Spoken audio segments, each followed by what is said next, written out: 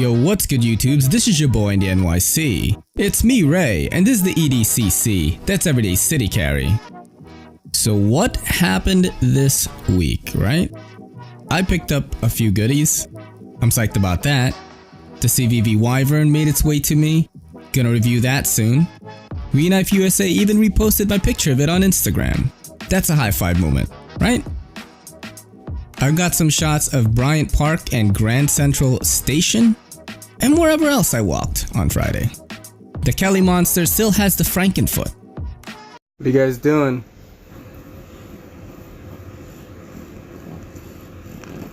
She's still healing. She brought this new walker thing with wheels. I play with it sometimes.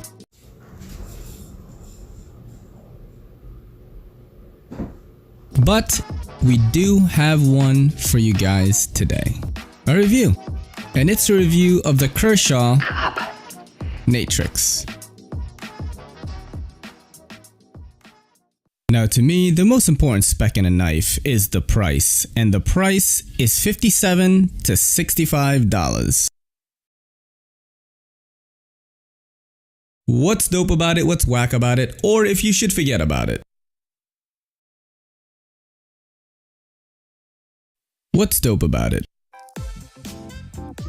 This pocket clip. Oh man, this pocket clip. It's the ultra deep carry. Doesn't snag on your jeans real bad. It fits well with the design too. The Copper Natrix is a cool and classy looking piece of gear. The silver frame lock splits the colors up nicely, contrasting to the copper there. I think the design aesthetic of this thing is just very consistent throughout. Everything matches up.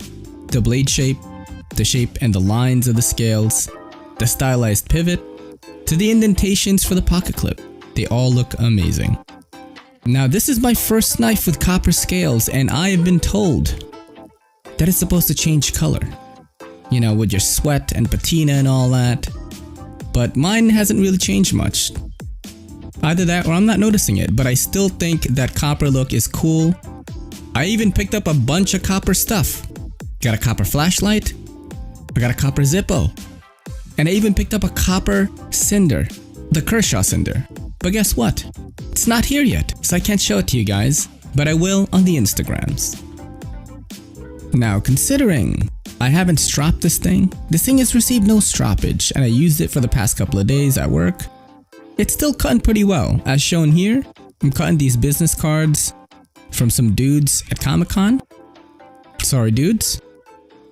Still pretty good. Snags up a little bit, but a simple strop will get rid of that. What's whack about it? The action, which is highly important to me.